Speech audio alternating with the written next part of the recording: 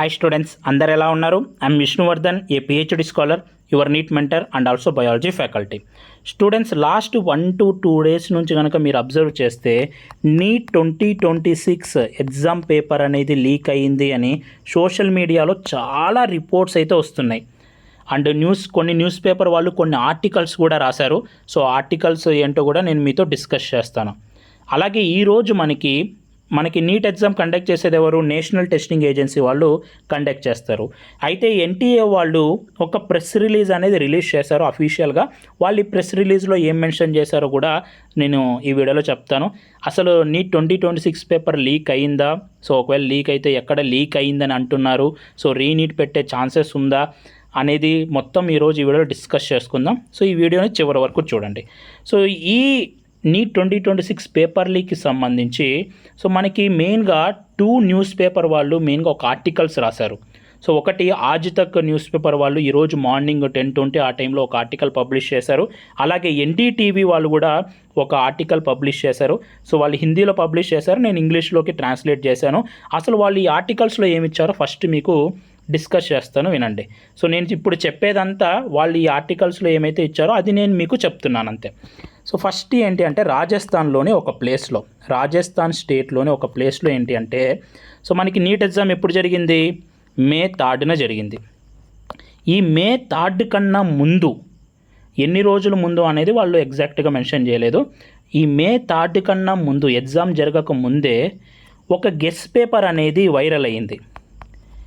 రాజస్థాన్లో ఒక guess paper అనేది వైరల్ అయ్యింది. ఈ గెస్ పేపర్లో ఏంటి అంటే 300 క్వశ్చన్స్ ఉన్నాయి. అంటే కొన్ని కోచింగ్ ఇన్స్టిట్యూట్స్లో ఈ 300 క్వశ్చన్స్ ఉన్న ఒక పేపర్ని స్టూడెంట్స్కి ఇచ్చారు. ఈ 300 క్వశ్చన్స్ ప్రాక్టీస్ చేయండి, ఈ 300 క్వశ్చన్స్ నుంచి క్వశ్చన్స్ ఫైనల్ ఎగ్జామ్లో కూడా రావచ్చు అని ఎగ్జామ్ జరగక ముందే కొద్దిమంది స్టూడెంట్స్కి ఇచ్చారు. ఓకే, గెస్ పేపర్ ఇచ్చారు, 300 క్వశ్చన్స్ స్టూడెంట్స్ ప్రాక్టీస్ చేశారు. May 3rd రోజున ఎగ్జామ్ జరిగింది. ఎగ్జామ్ జరిగిన తర్వాత చూస్తే ఈ 300 క్వశ్చన్స్ నుంచి ఎగ్జాక్ట్గా 140 క్వశ్చన్స్ మ్యాచ్ అయ్యాయి. 140 క్వశ్చన్స్ ఎగ్జాక్ట్గా నీట్ పేపర్లో మ్యాచ్ అయ్యాయి. మనకి నీట్లో టోటల్గా ఎన్ని క్వశ్చన్స్ ఉంటాయి? 180 క్వశ్చన్స్ ఉంటాయి. ఎన్ని క్వశ్చన్స్ మ్యాచ్ అయ్యాయి? 140 క్వశ్చన్స్ ఎగ్జాక్ట్గా దిగిపోయాయి. ఇది వాళ్ళు ఈ పేపర్లో మెన్షన్ చేస్తారు. 180 క్వశ్చన్స్లో 140 క్వశ్చన్స్ అంటే ఇంక మీరే అర్థం చేసుకోండి. అండ్ దీనికి సంబంధించి రాజస్థాన్లోని కొద్దిమంది పోలీసెస్ ఉంటారు కదా, సో ఒక పోలీస్ గ్రూప్. సో ఆ పోలీస్ గ్రూప్ ఏంటంటే స్పెషల్ ఆపరేషన్ గ్రూప్. సో వీళ్ళు ఏంటంటే దీనికి సంబంధించి ఇన్వెస్టిగేషన్ అనేది స్టార్ట్ చేశారు. ఇన్వెస్టిగేషన్ని స్టార్ట్ చేసి సో డెహ్రాడూన్ నుంచి సిక్కర్, జునుజును, సో ఈ రాజస్థాన్లో ఉన్న ఈ ప్లేసెస్ సో ఒక 13 పీపుల్ని ఏంటంటే డీటైన్ చేశారు. వీళ్ళకి ఇంటెలిజెన్స్ బ్యూరో నుంచి ఇన్ఫర్మేషన్ వచ్చింది. సో ఇట్లా గెస్ పేపర్ అనేది ఒకటి వైరల్ అయింది, 300 క్వశ్చన్స్ వచ్చాయి, ఇందులోని కొన్ని క్వశ్చన్స్ ఫైనల్ ఎగ్జామ్లో కూడా సేమ్ వచ్చాయి అని ఇన్ఫర్మేషన్ రాగానే సో ఈ పోలీసులు ఏం చేశారంటే ఇన్వెస్టిగేషన్ చేసి 13 మందిని డీటైన్ కూడా చేశారు. దీనికి సంబంధించి వాళ్ళు ఇక్కడ మెన్షన్ చేశారు. సో ఇదొకటి. అంటే మనకి ఎన్డీటీవీ వాళ్ళు చెప్పింది ఏంటంటే సో 125 క్వశ్చన్స్ ఎగ్జాక్ట్గా వచ్చాయని ఎన్డీటీవీ వాళ్ళు కూడా ఒక ఆర్టికల్ అనేది రాశారు. అండ్ వీళ్ళు ఇక్కడ చెప్పిన దాని ప్రకారం ఎన్డీటీవీ ఆర్టికల్ ప్రకారం ఎగ్జామ్ కన్నా 15 days ముందే ఈ గెస్ పేపర్ అనేది కొద్దిమందికి చేరింది అని ఇక్కడ ఆర్టికల్లో రాశారు. ఎగ్జామ్ కన్నా 15 రోజుల ముందే కొద్దిమంది చేతికి ఈ గెస్ పేపర్ అనేది వెళ్ళిందంట వీళ్ళ యొక్క ఆర్టికల్ ప్రకారం. 15 రోజుల ముందు అంటే సో ఇంకా మీరే ఆలోచించండి. అండ్ ఈ పోలీసులకు ఎప్పుడైతే ఇన్ఫర్మేషన్ వచ్చిందో సో వీళ్ళు వెళ్ళి హాస్టల్స్లోకి ఎంక్వైరీ, కోచింగ్ గ్రూప్లో హాస్టల్స్ ఉంటాయి కదా, సో ఆ కోచింగ్ ఇన్స్టిట్యూట్లో హాస్టల్స్లోకి వెళ్ళి వీళ్ళు ఇన్వెస్టిగేషన్ చేశారు. ఇన్వెస్టిగేషన్ చేస్తే వీళ్ళకి తెలిసింది ఏంటంటే May 2 రోజున అంటే ఎగ్జామ్ కన్నా ఒక రోజు ముందు ఈ స్టూడెంట్స్కి గెస్ పేపర్ అని ఇచ్చారంట. సో గెస్ పేపర్ అని ఇచ్చారంటే ఆ గెస్ పేపర్లో ఏవైతే క్వశ్చన్స్ ఉన్నాయో ఆల్మోస్ట్ కొన్ని క్వశ్చన్స్ ఫిజిక్స్ సబ్జెక్ట్లో, బయాలజీ సబ్జెక్ట్లో ఎగ్జాక్ట్ క్వశ్చన్స్ మనకి ఫైనల్ ఎగ్జామ్లో కూడా వచ్చాయి అని సో ఇన్వెస్టిగేషన్ చేసిన తర్వాత ఇది తెలిసింది అని వాళ్ళు ఈ ఆర్టికల్లో మెన్షన్ చేశారు. హాస్టల్స్లోకి వెళ్ళి సెర్చ్ చేస్తే అక్కడ కొద్దిమంది స్టూడెంట్స్ చెప్పింది ఏంటంటే మే 2 రోజున మాకు గెస్ట్ పేపర్ అనేది ఇచ్చారు. ఆ గెస్ట్ పేపర్లో కొన్ని questions, physics biology questions, exact questions final ఎగ్జామ్లో కూడా వచ్చాయి అని ఇక్కడ వాళ్ళు ఈ ఆర్టికల్లో మెన్షన్ చేశారు. అండ్ ఇక్కడ వరకు ఇదొకటి. అండ్ ఇంకొకటి ఏంటి అంటే కొద్దిమంది స్టూడెంట్స్ ఉంటారు కదా, కొద్దిమంది జెన్యూన్ స్టూడెంట్స్ ఏం చేశారు అంటే మే 3 రోజున ఎగ్జామ్ రాశారు.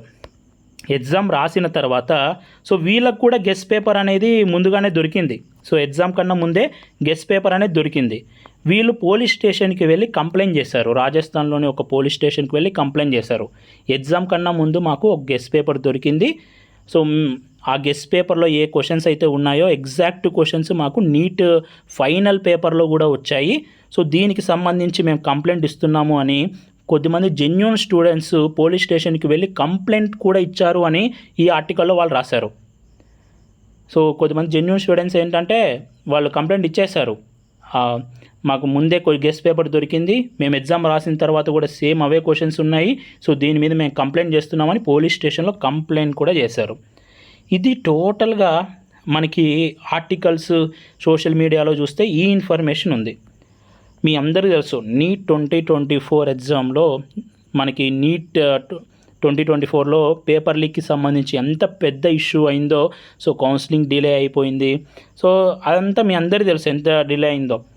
తర్వాత నీట్ 2025లో పేపర్ చాలా స్ట్రిక్ట్గా ఇచ్చారు, పేపర్ అంతా మంచిగానే జరిగింది. మళ్ళీ నీట్ 2026కి వచ్చేసరికి మళ్ళీ పేపర్ లీక్ అని ఒకటి.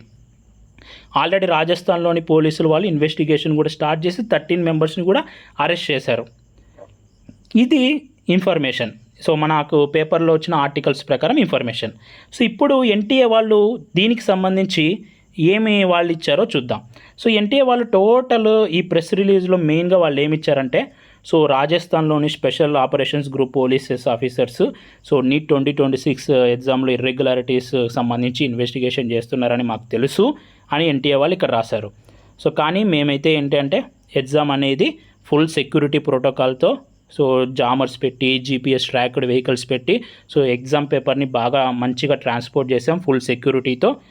అండ్ అయితే వాళ్ళు ఇక్కడ ఏం రాశారంటే సో దీన్ని మేము జడ్జి చేయము, ఇంకా ఎంక్వైరీ జరుగుతుంది, సో ఎలా ఏంటి అని జరిగిందని మేము జడ్జి చేయము, సో ఇన్వెస్టిగేషన్ జరుగుతుంది, ఇన్వెస్టిగేషన్ వచ్చిన తర్వాత ఏదైతే ఫైండింగ్స్ వస్తాయో దాని మీద మేము స్ట్రిక్ట్ యాక్షన్ కూడా తీసుకుంటాము అని వాళ్ళు ఇక్కడ ఈ ప్రెస్ రిలీజ్లో మెన్షన్ చేశారు. అండ్ అన్న రీనీట్ జరుగుతుందా లేదా అంటే సో నా ఒపీనియన్ చెప్పాలి అంటే సో నీట్ 2024లో జరిగిన దాని ప్రకారం చూస్తే రీనీట్ అనేది అస్సలు మ్యాక్సిమం జరగదు. ఎందుకంటే నీట్ 2024లో ఎంత పెద్ద ఇష్యూ అయిందో మీ అందరికీ తెలుసు. అండ్ అంత పెద్ద ఇష్యూ అయిన తర్వాత కూడా రీనీట్ అనేది మళ్ళీ పెట్టలేదు. కాబట్టి ఈ ఇయర్ కూడా నా ఒపీనియన్ చెప్పేది ఏంటంటే రీనీట్ అనేది మోస్ట్లీ జరగకపోవచ్చు. సో స్టూడెంట్స్ కానీ పేరెంట్స్ కానీ ఏంటంటే సో కొంచెం టెన్షన్ ఎక్కువ పడద్దు, మోస్ట్లీ రీనీట్ అనేది జరగకపోవచ్చు అని నేను అంటున్నాను.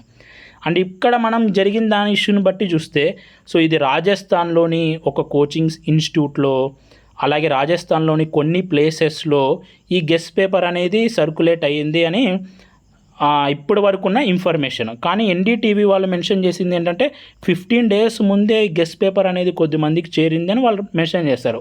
సో 15 days ముందే చేరింది అంటే వాళ్ళు ఎంతమందికి ఈ పేపర్ అనేది షేర్ చేస్తారు, సో అలా అసలు ఈ పేపర్ అనేది వాళ్ళకి ఎక్కడొచ్చింది, ఎగ్జాక్ట్ క్వశ్చన్స్ ఎలా వచ్చాయి ఏంటి అనేది ఇన్వెస్టిగేషన్ చేస్తారు. అండ్ ప్రస్తుతానికి ఇది రాజస్థాన్లోని కొంచెం ప్లేస్ వరకు ఇది కవర్ అయింది కాబట్టి సో ఎవరెవరు పీపుల్ ఇందులో ఇన్వాల్వ్ అయ్యారో వాళ్ళని అరెస్ట్ చేస్తారు, వాళ్ళ మీద యాక్షన్ తీసుకుంటారు. సో అంతేగాని ఇది టోటల్ ఇండియా వైడ్గా ఇప్పటివరకు అయితే మనకు తెలీదు. సో ఇండియా వైడ్గా ఏం జరగలేదు కాబట్టి సో రీనీట్ జరగకపోవచ్చు అని నేను అనుకుంటున్నాను. సో ప్రస్తుతానికి మన దగ్గర ఉన్న ఇన్ఫర్మేషన్ ఇంతే. కానీ 140 క్వశ్చన్స్ మ్యాచ్ అయ్యాయి అంటే out of 180 questions 140 questions match అయిపోయాయి అంటే సో దీని మీద సీరియస్ ఇన్వెస్టిగేషన్ జరగాలి. అండ్ మీ అందరికీ తెలుసు అండ్ 140 క్వశ్చన్స్ మ్యాచ్ అయిపోతే ఇంకొన్ని క్వశ్చన్స్ వాళ్ళు చేస్తే top most AIIMS top most కాలేజెస్లో సీట్ వస్తుంది. టాప్ మోస్ట్ కాలేజెస్లో సీట్ రావడం అంటే జెన్యూన్ స్టూడెంట్స్ టాప్ కాలేజెస్లో చదవాలి. ఎయిమ్స్ లాంటి కాలేజెస్లో ఆ జెన్యూన్ స్టూడెంట్స్ డాక్టర్స్ అయితే సొసైటీకి ఉపయోగపడుతుంది. అంతేగాని ఇలాంటి గెస్ట్ పేపర్లు వీటి వల్ల సో ప్రాక్టీస్ చేసి వాళ్ళు డాక్టర్లు అయితే రేపు ఫ్యూచర్ సొసైటీ అనేది ఎలా అయిపోతుంది ఏంటి. సో ఇదంతా ఈ ఈ ఇష్యూ వచ్చింది అంటే, పేపర్ లీక్కి సంబంధించి ఇష్యూ వచ్చిందంటే మళ్ళీ ఏంటి అని పేరెంట్స్ స్టూడెంట్స్లో కూడా ఉంటుంది. ఒకటే ఏంటంటే జెన్యూన్ స్టూడెంట్స్కి న్యాయం జరగాలి. అండ్ రాజస్థాన్ ఈ ప్లేసెస్లో పేపర్ లీక్ జరిగేసి వాళ్ళకు మంచి ర్యాంకులు వచ్చి, సో కొద్దిమంది జెన్యూన్ స్టూడెంట్స్ కూడా ఉంటారు, కానీ పేపర్ లీక్ వీటి వల్ల మంచి ర్యాంకులు వచ్చి వాళ్ళు మంచి మంచి మెడికల్ కాలేజ్లో జాయిన్ అయిపోయి, సో మన స్టేట్స్ స్టూడెంట్స్ వెనకబడిపోయి, సో ఇదంతా జరగకూడదు కదా. జెన్యూన్ స్టూడెంట్స్ మంచి కాలేజ్లో చదవాలి, మంచి డాక్టర్లు అవ్వాలి. మంచి డాక్టర్లు అయితే సొసైటీ మంచిగా ఉంటుంది, అంతా మంచిగా ఉంటుంది. దీనికి సంబంధించి ఏం జరుగుతుందో చూద్దాం. సో ప్రస్తుతానికైతే ఇప్పటి వరకు ఉన్న ఇన్ఫర్మేషన్ ఇదే. సో పేరెంట్స్ అలాగే స్టూడెంట్స్ టెన్షన్ ఏం పడొద్దు. మోస్ట్లీ రీనీట్ అనేది మ్యాక్సిమం జరగదు. అండ్ ఏమైనా ఇన్ఫర్మేషన్ వస్తే నేను మీకు చెప్తాను. సో ఇది మనకి లేటెస్ట్గా వచ్చిన ఇన్ఫర్మేషన్. సో ఈ వీడియో మీకు నచ్చితే లైక్ చేయండి. ఇలాంటి మరెన్నో వీడియోస్ మీరు మిస్ అవ్వకూడదు అనుకుంటే మన ఛానల్ని సబ్స్క్రైబ్ చేయండి. Thank you so much for watching. Have a great day.